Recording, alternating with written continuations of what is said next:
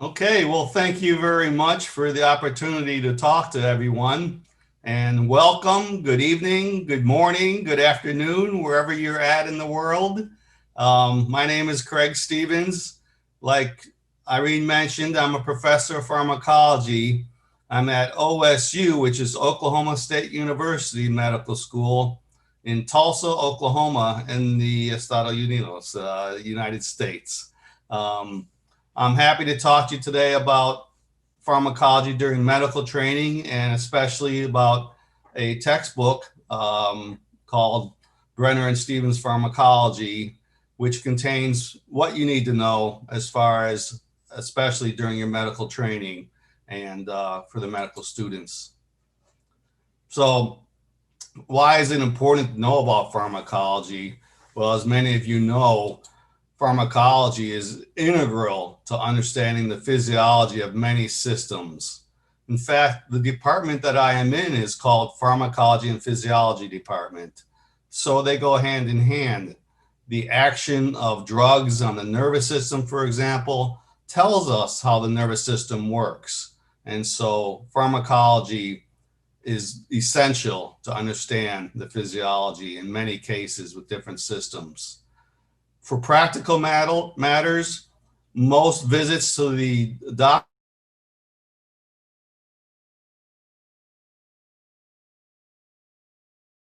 I saw was as high as 75 to 80% of all visits end with this.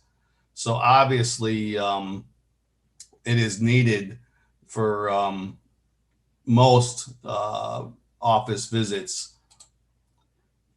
The physician or doctor also needs a basic understanding of pharmacology to evaluate new drugs. We all know about big pharma and their constant development and marketing of new drugs.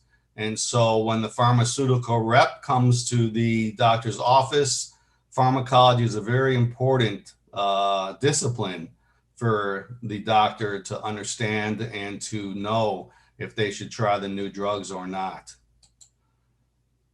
They know even today more, they need to know more about pharmacology as because of the marketing of drugs, patients sometimes will hear about new drugs before the doctor does. And so obviously when the patient comes in and says, I just saw a commercial about a new antidepressant, it would be very helpful for the physician to know about the pharmacology and keep up with the new drugs as well. Ultimately, doctors must choose the drugs depending on the characteristics of individual patients. It is up to them, using their knowledge of pharmacology, to tailor the drugs for each patient and each patient's disease problem. In medical school, pharmacology is an important part of the biomedical sciences. So usually it's given early on in medical training for medical, dental, nursing, and other allied health students. So it is essential part of their training. Most medical students, as well as the other students I mentioned up there, will not have a prior pharmacology course. A few might because they've had other training, but most will not. So as we'll see, this textbook is geared towards an introduction and the initial pharmacology course. In pharmacology, at least as far as medical school, it's usually taught either as a separate course that might run 1 or 2 semesters, or it can be part of a systems course curriculum where the medical school or the nursing school curriculum is done by systems with pharmacology lectures coming in. For example, at our school, we have cardiovascular systems course that pharmacology is part of, and that's followed by a GI or gastrointestinal systems course that pharmacology gives 3 or 4 lectures in. So that's one way to do it if it's not done as a whole separate course. Pharmacology textbook is needed to supplement lecture material. There's a lot of educational research that examines the mode of learning, and it's found that you can hear a lecture, sit in a classroom and hear a lecture and take notes, read it, look at PowerPoints. In other words, the more modes of learning and input that you use, the better is the retention of material. So reading is a very important part of learning the actual material and producing the foundation. Students, however, are not famous, not well known for reading textbooks, but we have found that they will read a pharmacology textbook if it's presented nicely, with nice figures, and it's written clearly, and it's not too overly detailed. So a lot of the leading books out there are really too much for the first course in pharmacology. The origin of the Brenner and Stevens pharmacology textbook was started by Dr. George Brenner, who actually hired me many years ago. He has since unfortunately passed away last year, but he had the original idea, and he was the chair of our pharmacology and physiology department at my medical school. At that time, we noticed that the leading pharmacology textbooks were way too dense, had way too much information, and the students were not reading them. So the aim that we had was to produce a textbook that would provide the principles and just the right amount of pharmacology that medical students, nursing students, dental students would read. So it was trying to get that sweet spot between too little, not just a outline review book, and not an overly detailed pharmacology textbook. In other words, medical students are different than PhD and master's students in that they don't need all the esoteric and detailed information of pharmacology, but they do need to know just the right amount. The first edition was published in 2000. Second revised edition came out in 2006. Third edition in 2010. Fourth edition in 2013. And the fifth one was published in 2018 and is currently on the market now. The revised sixth edition was just submitted November 1st, 2020, and that will be published in 2021. At the end of my little talk, I will talk about some of the differences or some of the revisions that were made in the sixth edition. So who uses Brenner and Stevens pharmacology? It's used primarily by medical students at medical schools in the USA, the United Kingdom, and indeed all across the world. We have foreign language editions, for example, the Spanish edition. I'll show you a picture of that cover in a minute. There's a Polish edition, Japanese edition, and perhaps other editions as well that I'm not aware of, but they're out there. So it's done good that way. Dentistry students have been known to use this book. Physician's assistant students, what we call PA students here in the States, nursing students, pharmacy students, and other allied health students, whether that be some kind of emergency medical technicians, EMT, or other allied health students will use it as well. Good for the first course in pharmacology. A big problem that Elsevier and other publishers have mentioned to me is the pirating of Brenner and Stevens pharmacology. So I just did a quick search on Google to see some of the free copies out there, and there's all sorts of them. Here we see from Me Books Free and Medical Education Books Free, I guess. Both the newest edition and an older edition are available supposedly for free by clicking on these links. Also other sites, that one was the last edition. This one's the latest edition here. Even over in Germany, there's an edition that you can download the file of it. So all this pirating doesn't help the publisher at all. I'm sure they're losing millions of dollars when taken as a group, not just from this book, of course, but all the other textbooks. So that's a big problem. And even Facebook groups will promote free books. So maybe Mark Zuckerberg needs to get on that and shut those down. Anyway, so that's a big problem. The fifth edition, when it came out, was reviewed by Duty's Review Service. That's a nonprofit company that actually looks at textbooks for various disciplines, and it did pretty good. They said it was the pharmacology textbook is one of the best for teaching a basic pharmacology course, and it's designed for students who are taking the first course in pharmacology. excellent for that purpose, and they gave it 5 stars. So it's done good as far as reviewing by external reviewers. Here is the Spanish edition book, Farmacología of Respiratory. Probably said that wrong, but I tried. And you can see here that's also done well, we believe, in the Latinx countries. The structures of Brenner and Stevens pharmacology, consistent with today's digital world. There's a scratch off code here or a QR code so that you can go to the student consult website that Elsevier manages, and you can actually get an ebook, which makes it easier, then has some extra information there. You can share your notes, you can highlight, and also good for offline reading in case you're going on vacation and want to keep your pharmacology nearby, which many students do. The structure of Brenner and Stevens pharmacology. The book itself is divided into 7 sections, and you can get an overview here of some of the areas that are essential for basic knowledge in pharmacology. Section 1, we start with principles of pharmacology. These principles will apply to all drugs, and I'll zoom in here in the next slide and show you some of the breakdown of the chapters in that section. And then we move on to the autonomic and neuromuscular pharmacology, section 2.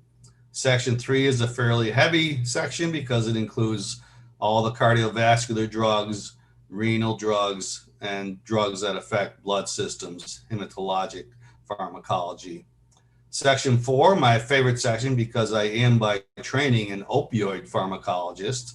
Opioids are drugs like morphine and fentanyl and other drugs that are both very helpful and can be very disadvantageous as well as in the opioid epidemic. Anyway, those are called CNS drugs or central nervous system drugs. And so that section contains quite a few drugs for treatment of central nervous system diseases and disorders. Section 5 is pharmacology of the respiratory and other systems.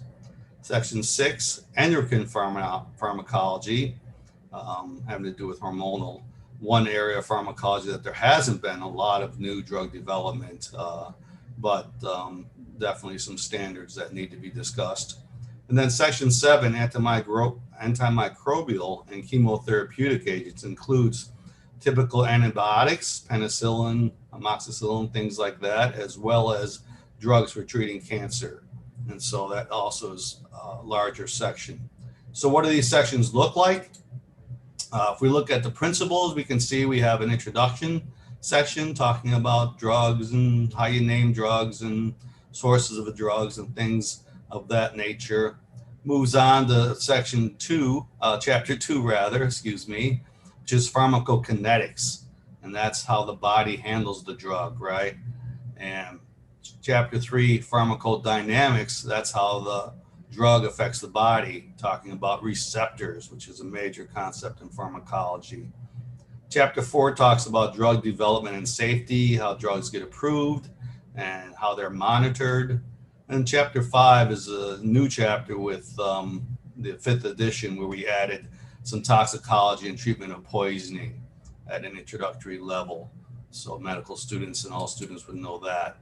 Section 2 moves on to autonomic and neuromuscular pharmacology, important basic pharmacology, peripheral neuropharmacology, and acetylcholine agonists. Then we have a separate chapter on the antagonists of those systems. And then we flip over to the sympathetic nervous system. You might remember from your autonomic education that the autonomic system consists of parasympathetic and sympathetic. And so chapter 8 talks about the beta or adrenergic receptors, also known as adrenoceptors, agonists, and then again, paralleling the chapter 7. Chapter 9 talks about the adrenoceptor antagonists. Section 3, like I mentioned, is a heavier section because it includes cardiovascular, renal, and hematologic pharmacology. Fairly good sized chapter on all the antihypertensive drugs. Then we talk about the anti-anginal drugs, drugs for heart failure, diuretics, which again are needed to reduce the volume in congestive heart disease, drugs for cardiac dysrhythmia, drugs for hyperlipidemia. And of course, you all know about the statins. Those are a famous drug class, Lipitor and other drugs like that to treat hyperlipidemia, a big problem in the most of the developing world. Antithrombotic and thrombolytic drugs.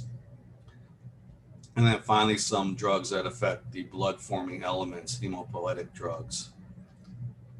Section 4, central nervous system pharmacology. We start off with an introduction here to kind of give a background of how the brain works and how drugs affect the different receptors and systems in the brain.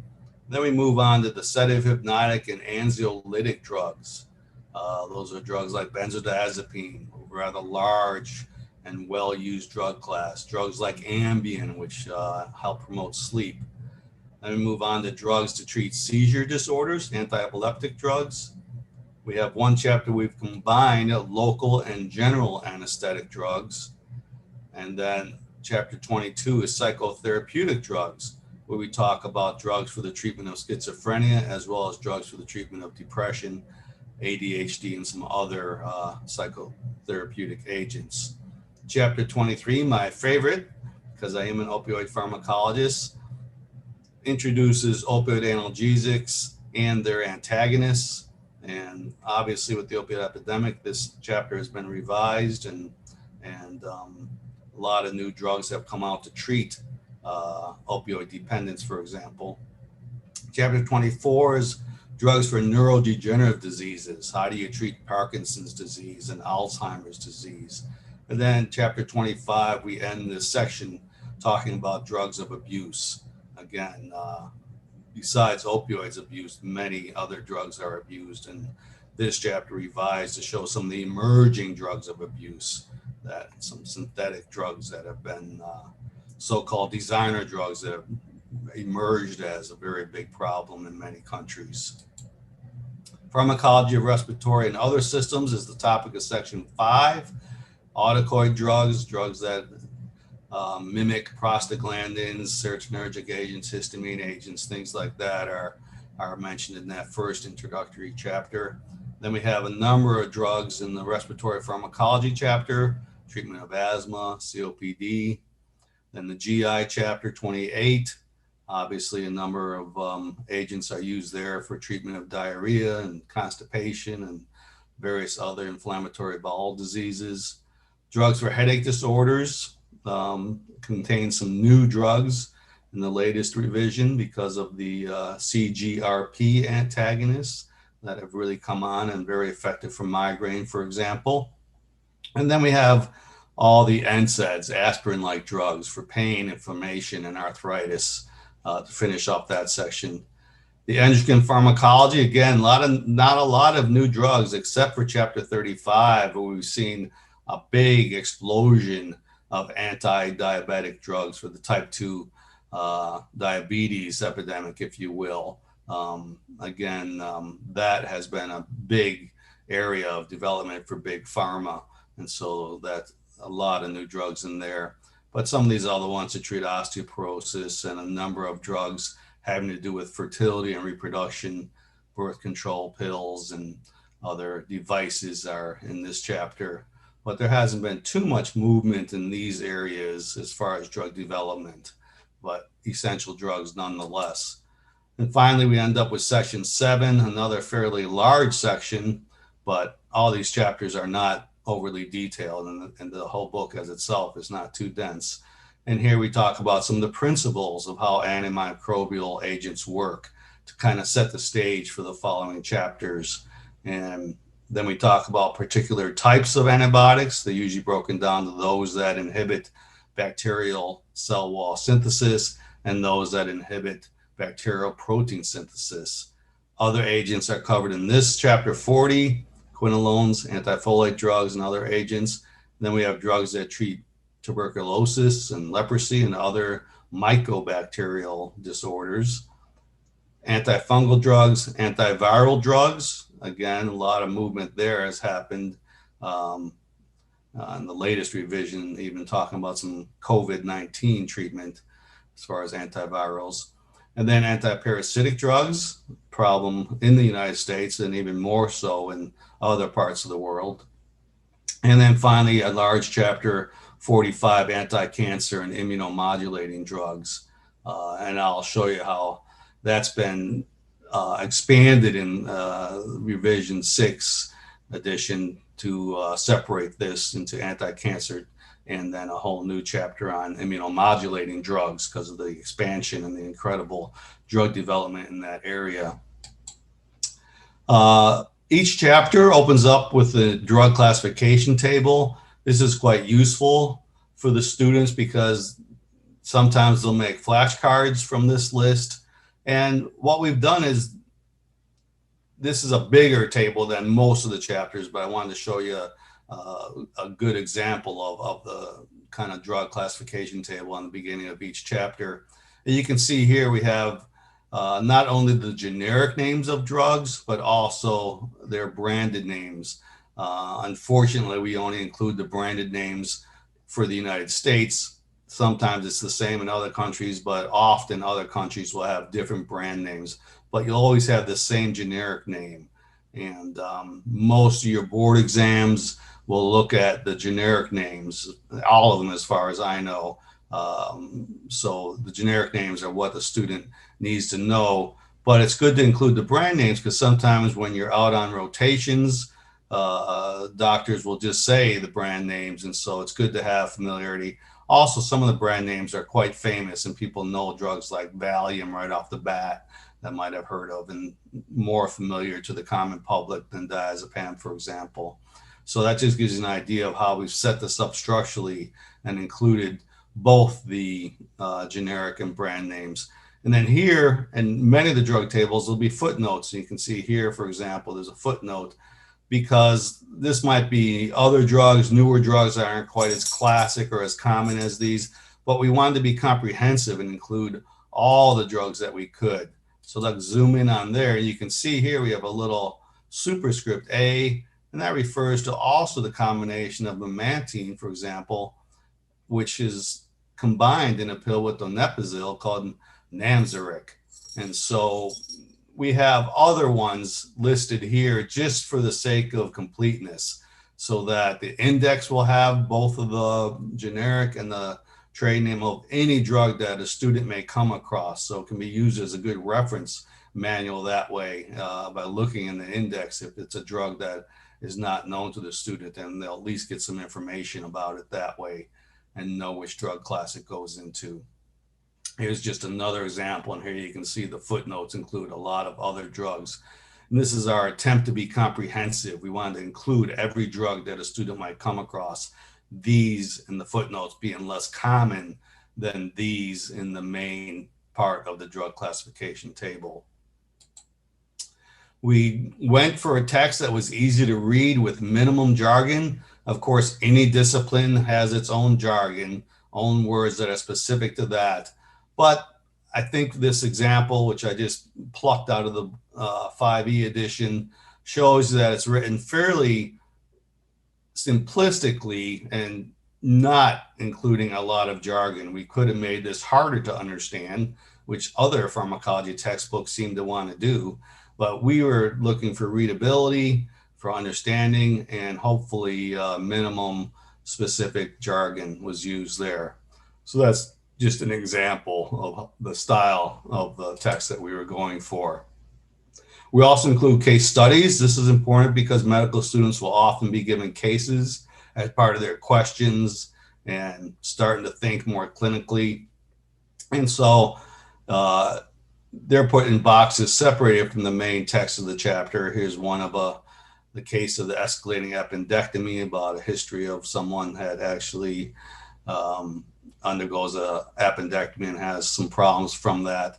And the boxes will usually be two-part with a case presentation box, and then that's followed by a case discussion, which talks about the treatment and some of the problems. Here's a drug that's given, for example, in the case of malignant hypothermia, which is a adverse effect that can happen after inhalational anesthetics. So case studies will highlight particular adverse effects or particular problems or particular treatment issues, and just help to solidify in the student's mind when these might come up clinically.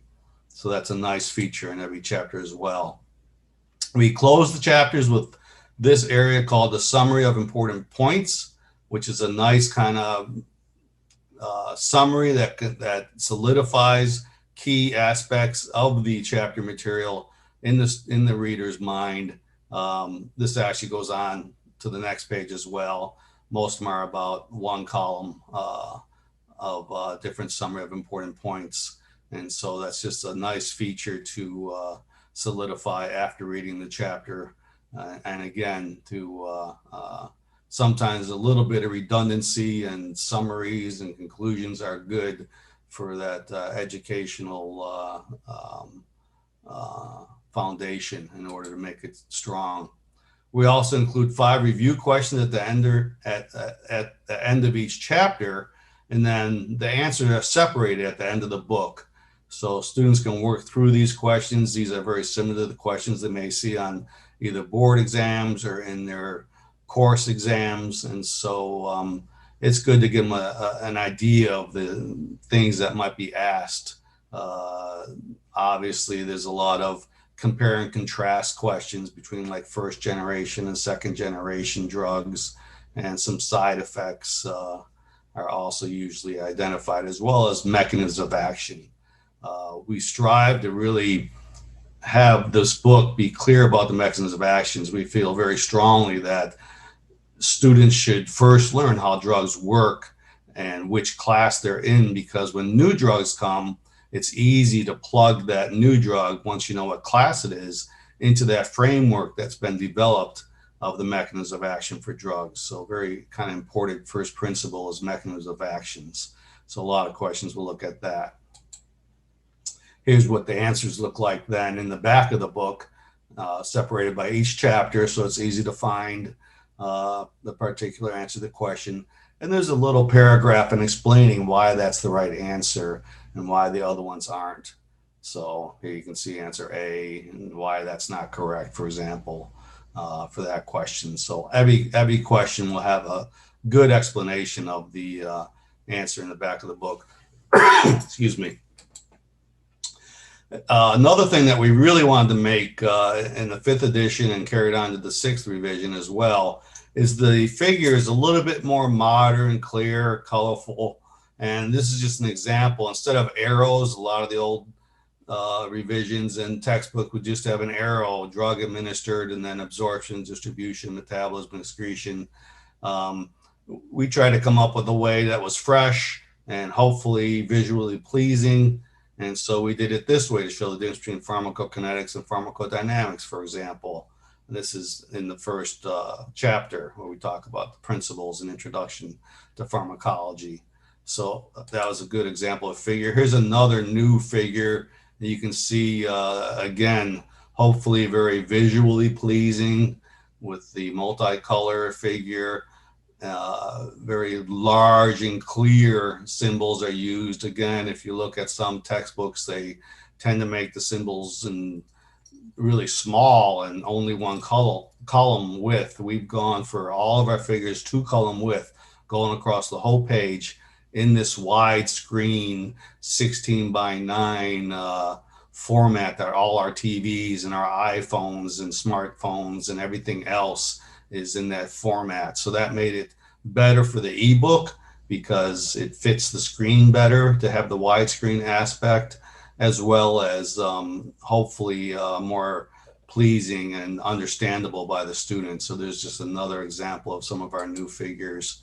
Here's a third example that again hopefully shows the receptor and how the drugs work clearly, with the chloride ions going through there. And there's our benzodiazepines that you probably know about already, and barbiturates.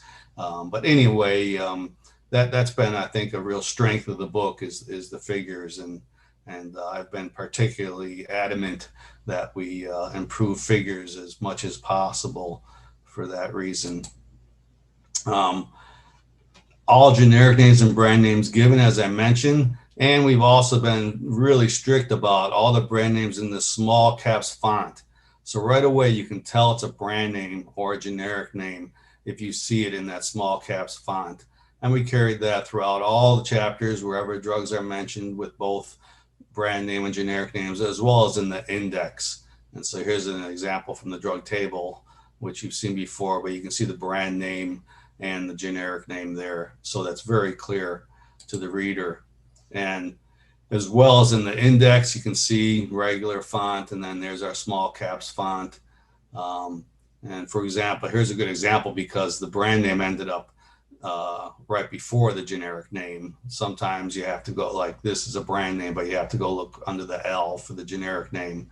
But in this case, you can see it's Alfenta and is the brand name, which is fentanyl, which is an opioid like fentanyl, cousin of fentanyl. And then it tells you under the generic index term where to find information about that drug. So it's nice for cross-referencing, and this is why we wanted to be so comprehensive with our drug list and our drug classification table and our footnotes under the drug classification table, so that this book could also be used as a reference book when a new drug comes up, because whether they know the brand name or the generic name, they can find information about the drug.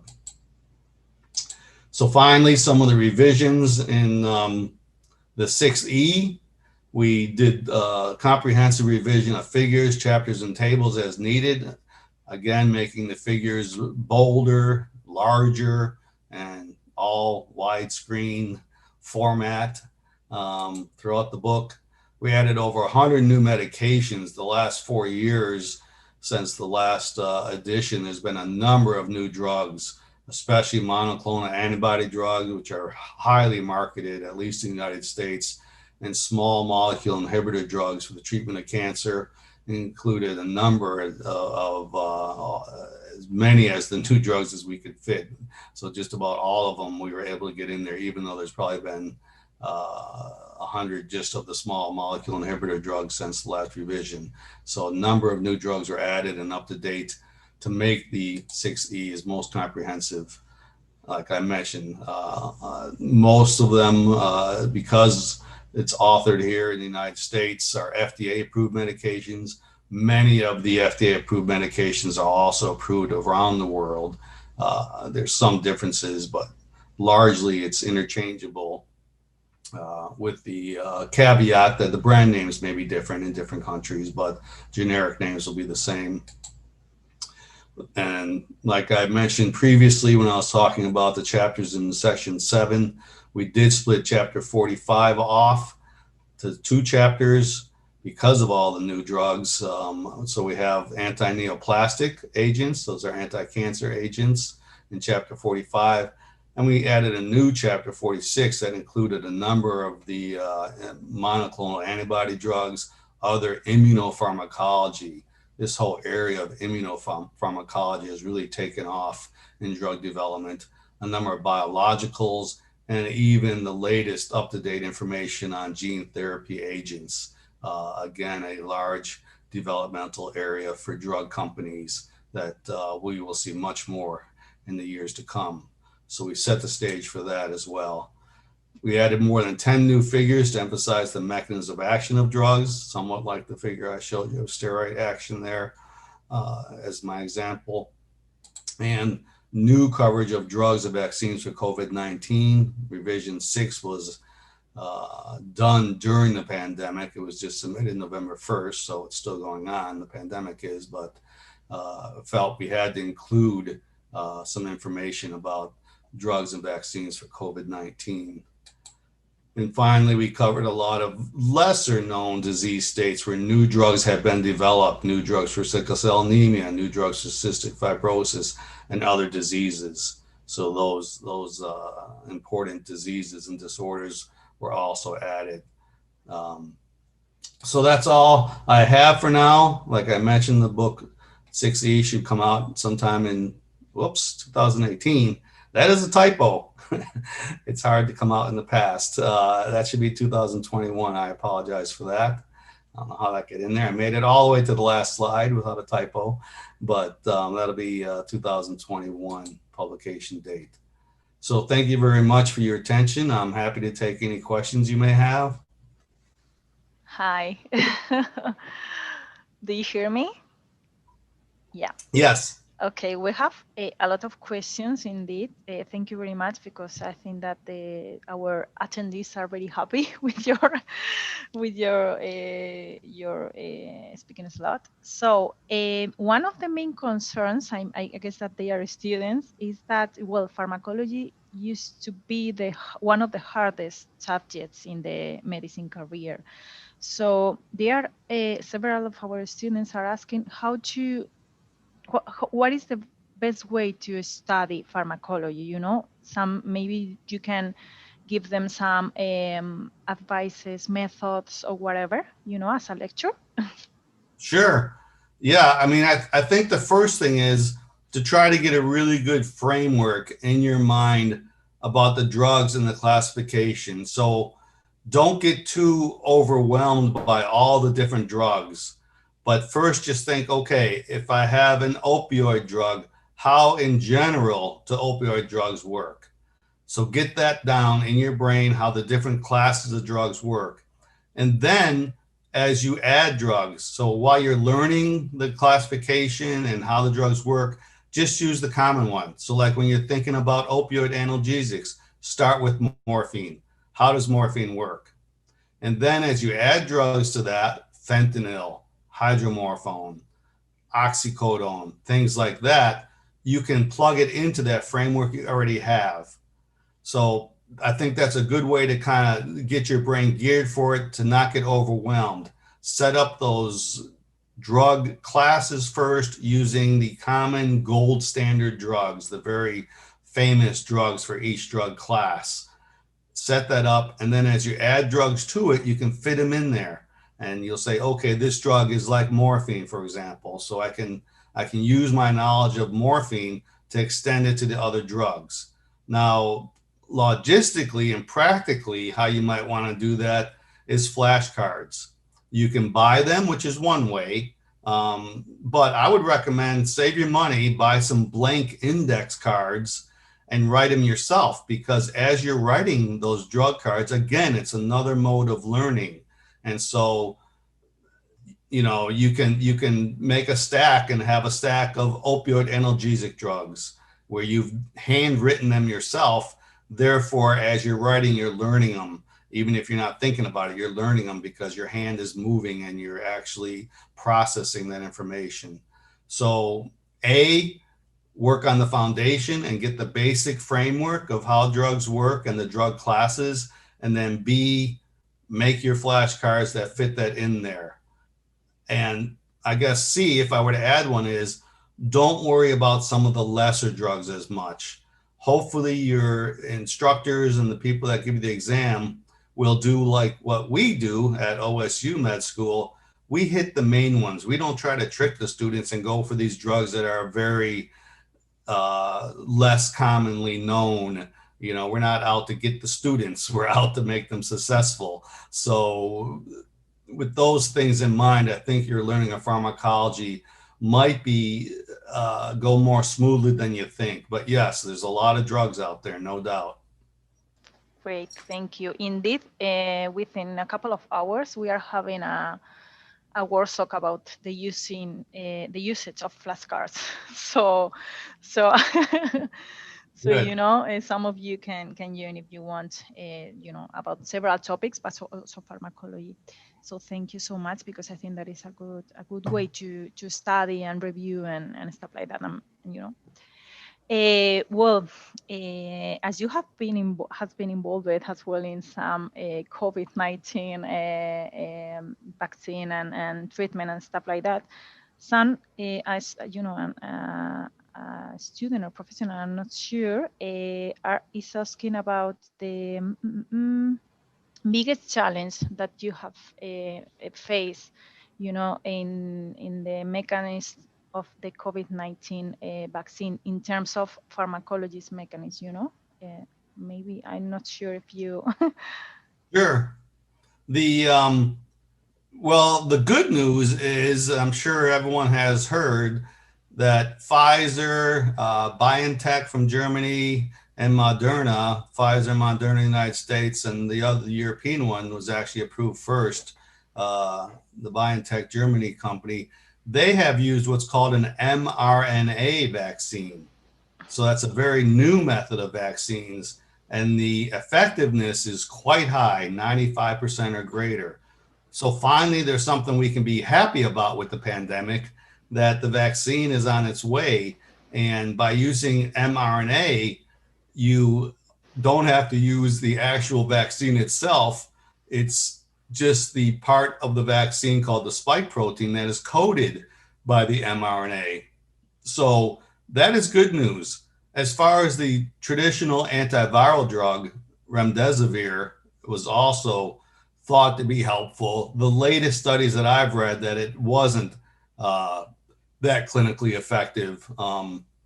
So whereas the antivirals that exist and some of the other drugs that have been tried have not really shown that much effectiveness, with the example of corticosteroids, which help some of the inflammation that occurs in COVID-19. But the good news is the COVID vaccines that are coming out just now, just like yesterday, and will start be administered here probably in a couple of weeks, and even sooner in Europe. They are quite promising, and so I think there's hope that we can have that. Finally, these days of masks and social distancing and everything else will come to an end, hopefully by next spring or summer. Okay, great. Good insights from your side as you are very involved in this.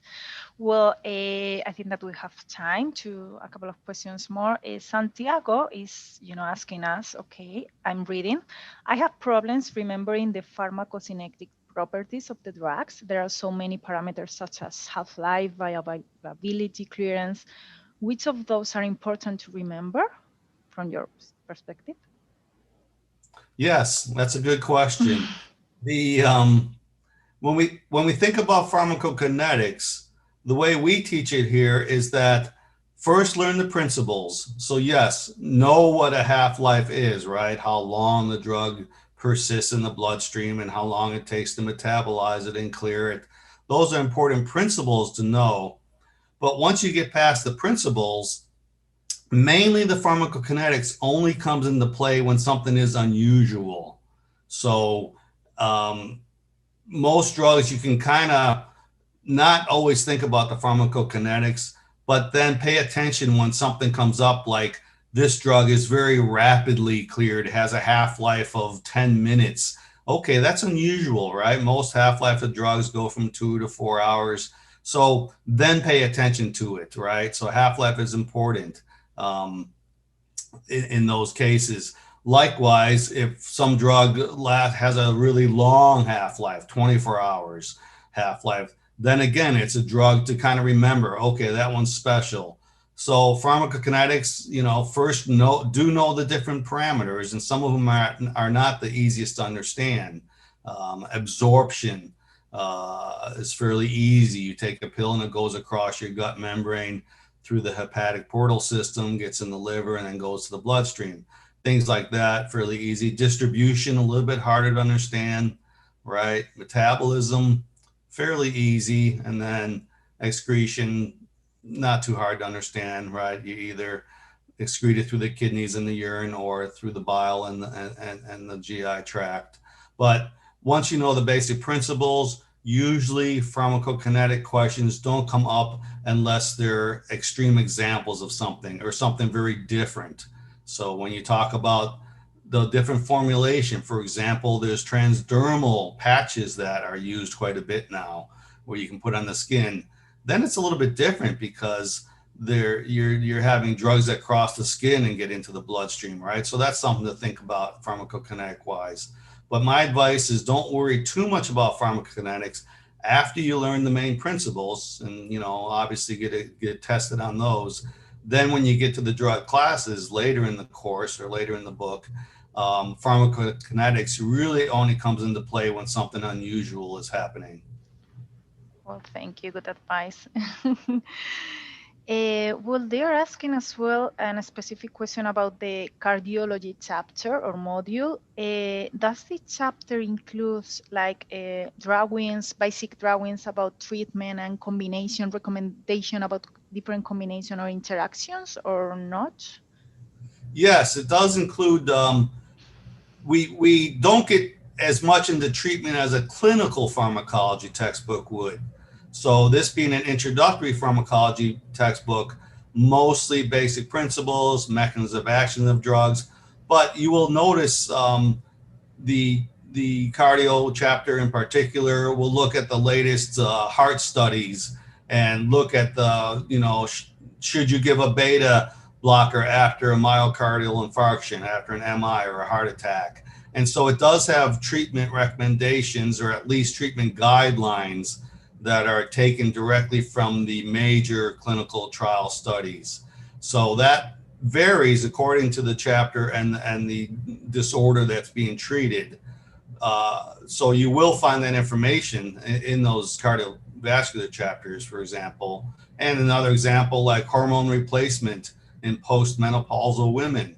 That's been very controversial to give estrogen or not. Estrogen is protective, but it also can lead to ovarian cancer, things like that. So we give some of the latest data on that. So we try to give, especially on some of the more controversial issues with pharmacology, the latest data based from the literature. But with that said, like I mentioned, this is not a clinical pharmacology textbook, and most of your actual treatment comes later when medical students, for example, are on rotation in their third and fourth year and during residency.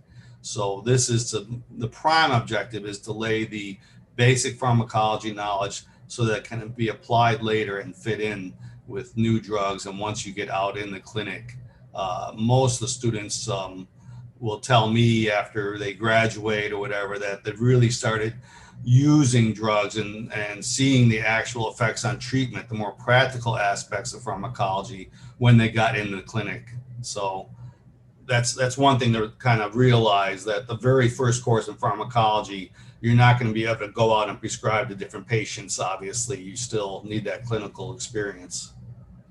Great, thank you.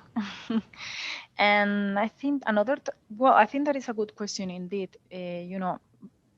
We started the question talking about pharmacology. That is the one of the hardest, subject in the medicine career. And maybe to have a strong knowledge in subjects such as biochemistry or physiology is good, or is, they have connections. That connection maybe is good, to make a big effort in these subjects and then evolve to pharmacology, or, what are your insight in this sense? Yes, that's a very good point. I think obviously the more courses you can take as an undergraduate before you get into medical school, the better, especially like you mentioned, physiology, because that is very key to how drugs work. Remember, we actually have our own drugs. All the neurotransmitters are drugs, right? All the endorphins and things we have inside our brain are drugs. So once you learn all the natural endogenous drugs, if you will, then when you have a drug that works at the same receptor systems, it's easy to understand how they work. So for example, once you learn the physiology of the sympathetic nervous system, you know that norepinephrine is released from sympathetic nerves and hits certain types of beta receptors. Then when you learn about a drug that is like norepinephrine, it's very easy to understand how they work. So yes, pharmacology is a great background. Biochemistry is important. When you think about how the drugs are metabolized and the different chemical reactions that occur to make a drug inactive. So that's important as well. So as strong as you can get in your training before you get to pharmacology and some of the basic sciences, I think that would help a lot, but especially physiology. Great, thanks. So I think that we can, finish this session. We have a lot of questions related with COVID-19, possible, treatments and stuff like that. But I think that you made a great overview around this topic. So thank you very much, Dr. Steven. Also, thank you very much to all our attendees. Gracias a todos los que os habéis unido a esta sesión. La compartiremos en breve en la misma web donde os habéis inscrito, en la Feria Virtual del Libro del Sevier, y también os la enviaremos por email. So maybe you can, Dr. Steven, to give like a generic advice to all our students, that are initiating their path and their walk in this awesome world of pharmacology. Yes. First of all, you have to love drugs. Now that sounds funny. But I tell my students, you have to have a very positive image of drugs because they're everywhere. I mean, when you go to the pharmacia or the pharmacy and look around at all the over-the-counter drugs, read the packages. You'll be amazed how much you can learn just by reading and being aware of drugs around us. They are very pervasive in our society. I don't know about other countries, but in the United States, the advertisements for drugs are everywhere. Everywhere you read, everywhere you search, on TV. So pay attention to drugs all around you and have a good attitude about them. And I think you will find that you will be able to learn them quite readily. Just keep your mind open to drugs because they're everywhere. Such a great advice. Well, thank you so much, Dr. Stevens. And well, I think that we can close. Thank you. Gracias. Thank you very much for having me. I appreciate it. Thank you. Bye-bye. Bye-bye.